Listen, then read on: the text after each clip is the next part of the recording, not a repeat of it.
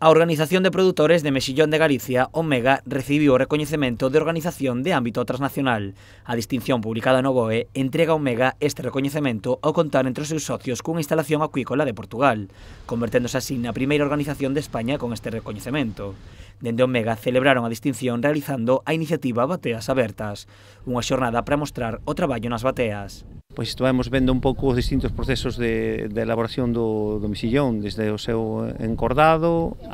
hasta a venta que se está facendo é un pouco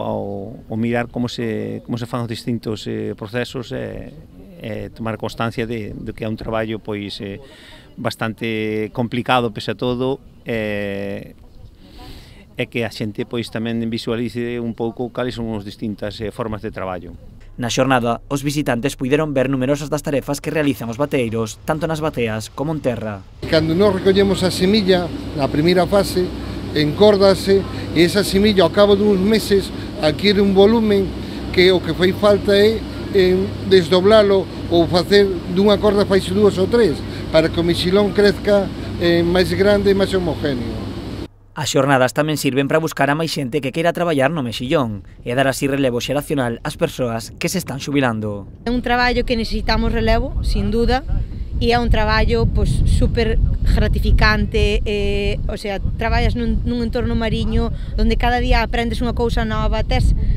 son días distintos, si non cabe duda que hai que traballar, non cabe duda que hai días de sol e hai días de chuvia, pero é que é un traballo que non en terra non o tes, o sea, estas vistas é que non hai oficina que as teña, está claro.